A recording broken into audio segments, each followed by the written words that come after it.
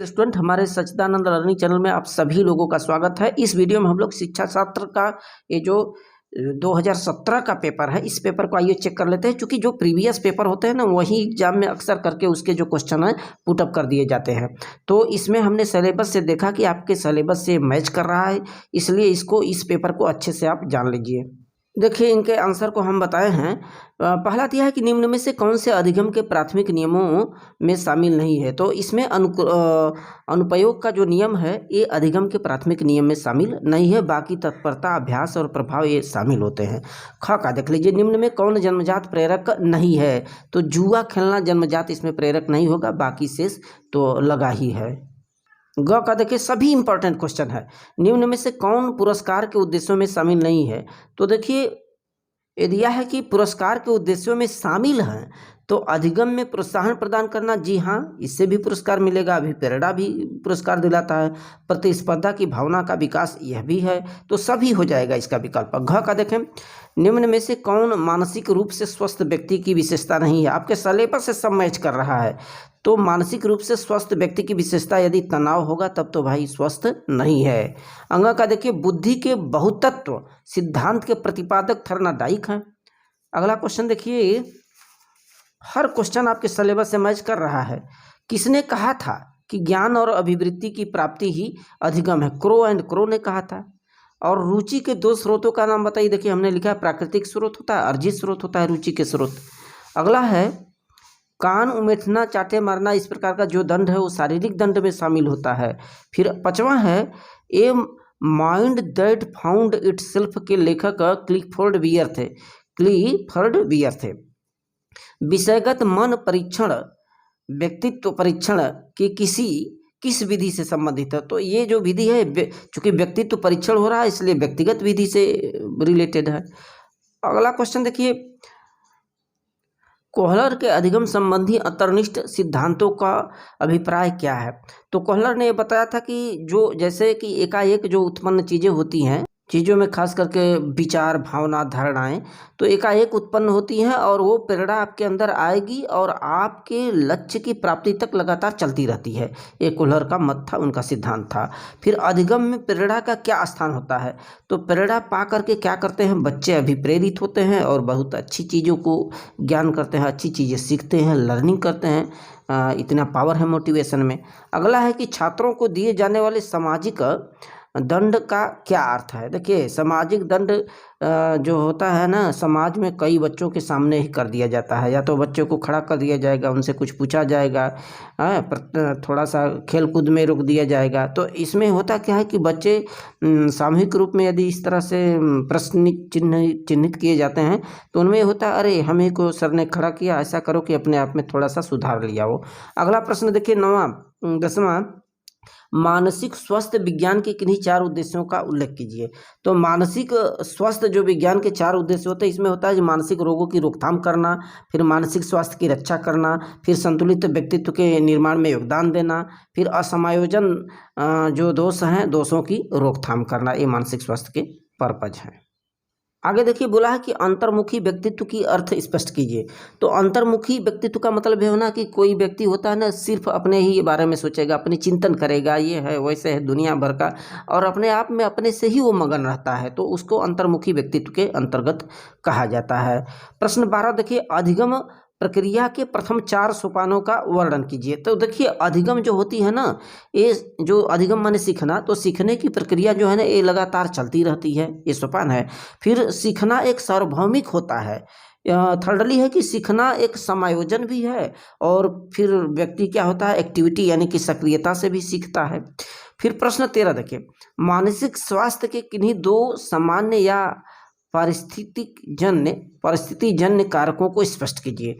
तो परिस्थिति जन्य जो कारक होते हैं मानसिक स्वास्थ्य के लिए, तो वंशानुक्रम होता है। कोई देखते हैं ना कि माता पिता से जो लक्षण होते हैं उसके पिता में भी आ जाता है, उसके पुत्र में भी आ जाता है। तो ये वंशानुक्रम होता है। फिर शारीरिक स्वास्थ्य भी इसमें शामिल है, उसका शारीरिक हेल्थ कैसा है। प्रश्न 14 देखिए, स्पीयरमैन के बुद्धि के द्योतत्व सिद्धांत बहुत ही इंपॉर्टेंट है। तो बुद्धि 2 प्रकार की होती है, जो उन्होंने बोला था स्पीयरमैन ने कि बुद्धि दो प्रकार की शक्तियों का एक योग होती है और सामान्य योग्यता वाले जो व्यक्ति होते हैं सभी प्रकार के कार्यों में सहायता करते हैं और जो विशेष योग्यता वाले व्यक्ति होते हैं किसी विशिष्ट कार्य में सहायता करते हैं, जैसे क्रीड़ा के क्षेत्र में या मशीनरी के क्षेत्र में कोई उनका एक खास दायरा होता है। प्रश्न 15 देखिए, प्रश्न 15 डिटेल में है कि अधिगम की प्रक्रिया में थर्नाडाइक के प्रयोगों की व्यवहारिक उपयोगिता का वर्णन कीजिए। इंपॉर्टेंट है, बहुत इंपॉर्टेंट, आपके सिलेबस से है। यानी कि जो लर्निंग होती है, अधिगम होती है, उस प्रक्रिया में थर्नाडाइक की व्यवहारिक उपयोगिता। तो इसमें ये बताया गया कि प्रयत्न और भूल द्वारा व्यक्ति सीखता है। एक बार भूल करिए, दूसरी बार भूल करिए, लेकिन तीसरी बार सुधारने की आदत होती है। तो कई तरह से प्रयोग किया गया इन लोगों के द्वारा। उसमें शामिल थे थर्नाडाइक थे, मैकडूगल थे, मॉर्गन थे। इन लोगों ने कई जीव जंतुओं पर प्रयोग किया और अधिगम को देखा। जैसे थर्नाडाइक ने क्या किया, थर्नाडाइक ने एक पिंजड़ा लिया और पिंजड़े में एक जो बहुत तड़पती भूखी बिल्ली थी बंद कर दिया। फिर बाहर किसी मछली को उन्होंने रख दिया था पिंजड़े के। अब पिंजड़े की बनावट ऐसी थी कि उसके भीतर एक बटन थी और जिसे दबाने पर पिंजड़े का द्वार खुल जाता था। भाई पिंजड़ा है, पिंजड़े में जो है बिल्ली है, बाहर मछली है और पिंजड़े में एक ऐसा बटन है जिसको दबाने से पिंजड़ा खुल जाता है। अब बिल्ली क्या है, अंदर भूखी पड़ी है, तड़प रही है, बार बार प्रयास कर रही है, मछली को देखती है लेकिन खा नहीं पाती।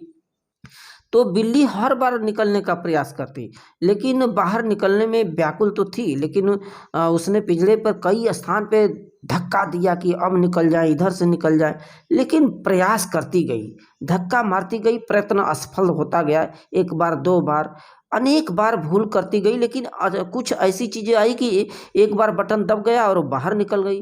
तो इस तरह से इन लोगों ने देखा कि ये जो बिल्ली हैं, फिर दोबारा इनको बंद करके देखा गया तो थोड़ा सा भूल कम हुआ, तिबारा में थोड़ा राइट रोस्टेशन पर आ गई। तो इस तरह से भूल से उनमें सीखने की क्षमता पाई जाने लगती है।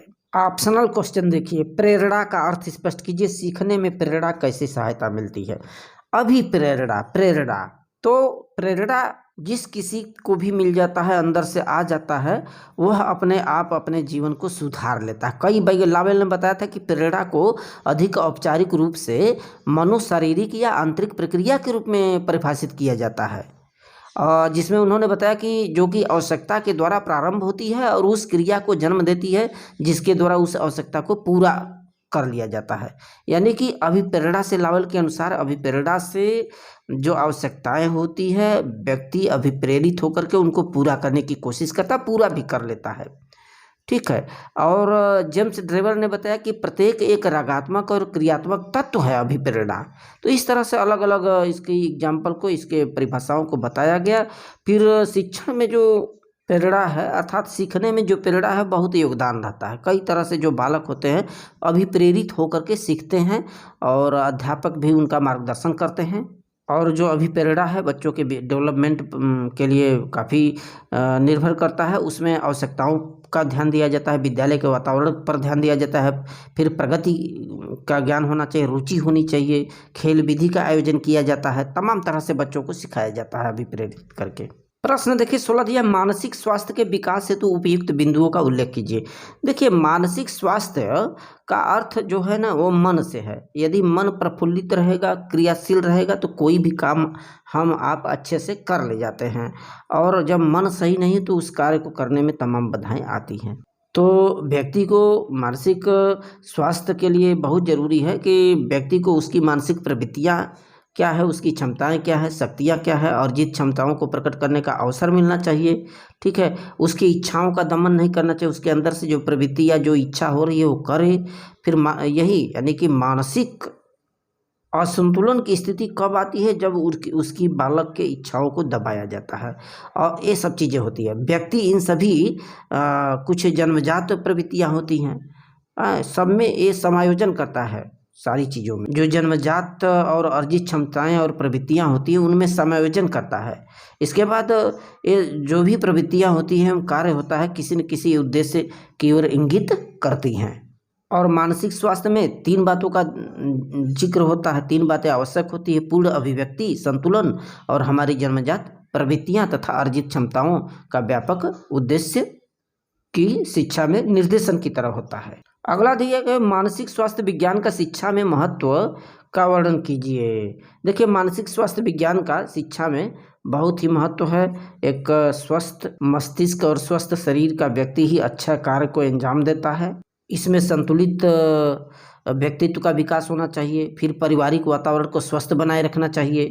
शिशुओं की उचित पालन पोषण हो तभी मानसिक स्वास्थ्य सही रह सकता है। उपचारात्मक महत्व भी होना चाहिए।